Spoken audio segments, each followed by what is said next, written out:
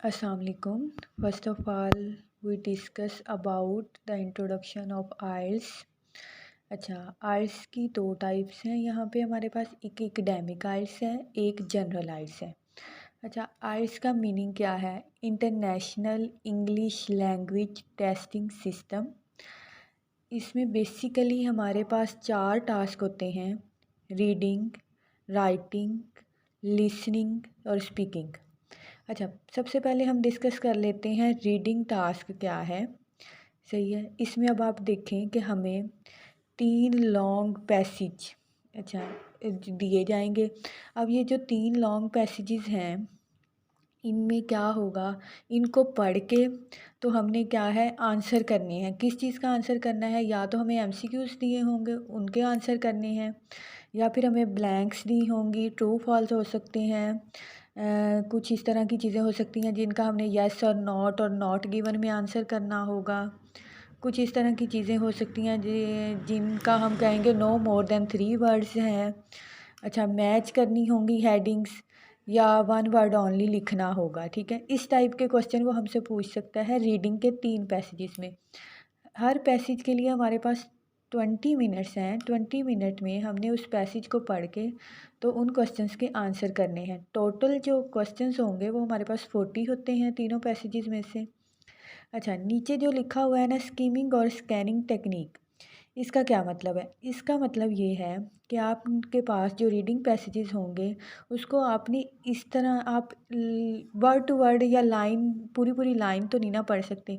Skimming और scanning technique यही होती है कि आपने उस पैसेज को इम्पॉर्टेंट वर्ड्स को पढ़ लेना है, या उस पैसेज को जल्दी से पढ़ना है। हम स्कीमिंग और स्कैनिंग किस तरह करते हैं कि हम ऊपर ऊपर से देख रहे होते हैं कि क्या चीज़ इम्पोर्टेंट है, इम्पोर्टेंट वर्ड्स उसमें से फाइंड करके तो हम अपने क्वेश्चंस के आंसर देते हैं।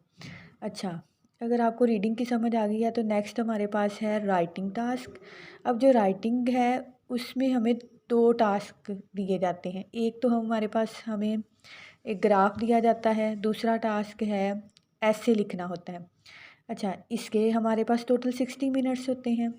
20 मिनट्स हमें दिए जाते हैं ग्राफ की एक्सप्लेनेशन के लिए, और 40 मिनट्स हमें ऐसे लिखने के लिए दिए जाते हैं।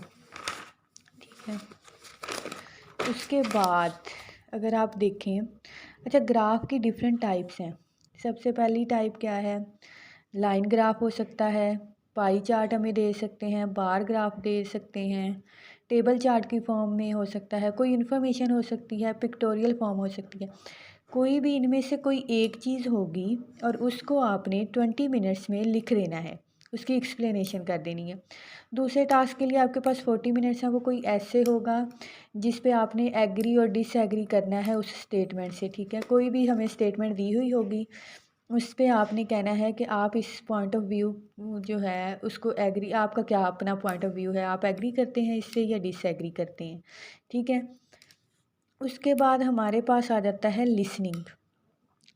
अच्छा, लिसनिंग में क्या है, यहाँ मैं आपको बताऊँ, हमें 4 डिफरेंट सेक्शंस होंगे। ठीक है, इसमें क्या है, इसी तरह हमें ब्लैंक्स होंगी, हमें एक रिकॉर्डिंग सुनाई जाएगी जो कि टोटल 40 मिनट्स की होगी, और उसमें हमने 40 ही क्वेश्चंस के आंसर करने होंगे।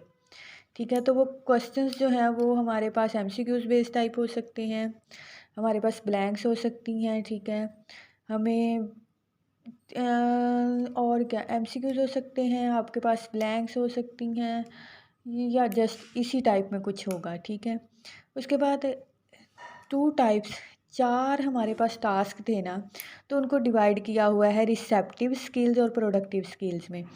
तो मतलब जो रीडिंग और लिसनिंग है वो रिसेप्टिव स्किल्स हैं हमारे पास, और जो प्रोडक्टिव स्किल्स हैं उनमें राइटिंग और स्पीकिंग आ जाता है। ये तो एक जनरल सी वैसे आपको एक बात बताई हुई है, इसका कोई ख़ास रोल नहीं है इस सब में ना। उसके बाद आपके पास आ जाता है स्पीकिंग। अच्छा, स्पीकिंग एक मोस्ट इम्पॉर्टेंट पार्ट है आइल्स में। अच्छा, इसकी एक बात मैं यहाँ आपको और बताती जाऊँ कि जो आपके 3 टास्क होते हैं, रीडिंग, लिसनिंग और राइटिंग, ये आप एक दिन आपने अटेम्प्ट करने होते हैं, और स्पीकिंग आप नेक्स्ट डे कर सकते हैं। मतलब स्पीकिंग के लिए आपको अलहदा टाइम मिल जाता है और उसके लिए अलहदा। अच्छा, स्पीकिंग में अब 3 सेगमेंट्स हैं। सबसे पहला जो है वो इंट्रोडक्शन का है। इंट्रोडक्शन में क्या है, वो कोई रिकॉर्डेड नहीं है, उसके कोई मार्क्स नहीं है, वो जस्ट आपको बूस्ट अप करने के लिए, आपकी एनर्जी इन्हांस करने के लिए आपसे आपके बारे में पूछा जाएगा। उसके बाद आपको एक क्यू कार्ड दे दिया जाएगा जिस पे कुछ क्वेश्चंस होंगे और या कोई टॉपिक लिखा होगा, आपने उसके बारे में सोच लेना है। आपको 1 मिनट सोचने के लिए दे दिया जाएगा। उसके बाद 1.5 मिनट मतलब 1.5 मिनट का आपने उस टॉपिक के बारे में बोलना है। फिर वो उसके बाद वो आपसे उस टॉपिक के बारे में क्रॉस क्वेश्चनिंग भी कर सकता है। अच्छा, यहाँ पे मैंने एक एग्जांपल कोट की हुई है। अच्छा, चलें नेक्स्ट बात कर रहे हैं कि यहाँ पे मैंने एक एग्जांपल कोट की हुई है जिसमें हम अब कोई एक टॉपिक है कि what is your favourite game, do you like to play the game, who is your favourite player and why do you like the game. अब एग्जामिनर आपसे ये क्रॉस को इस पे आपने सोच लिया, ये आपको एक क्यू कार्ड मिल गया था, उस पे ये क्वेश्चंस थे, आपने इस टॉपिक के बारे में सोच लिया। अब आपने इस टॉपिक पे बोलना है और एग्जामिनर आपसे यही क्वेश्चंस कर सकता है। ठीक है, बाज़ दफ़ा वो क्वेश्चन ज़्यादा कर लेता है लेकिन टू द पॉइंट ही क्वेश्चंस होते हैं, उसी के रेलिवेंट। और क्यू कार्ड पे एक और बात भी है, आप एक दफ़ा अपना क्यू कार्ड चेंज कर सकते हैं। कोशिश करें ना ही करें, लेकिन अगर बहुत कोई ऐसा टॉपिक आ गया है जिसके रेलिवेंट आपको कोई इन्फॉर्मेशन नहीं है, देन आप सॉरी कह के दोबारा एक और क्यू कार्ड ले सकते हैं। ठीक है।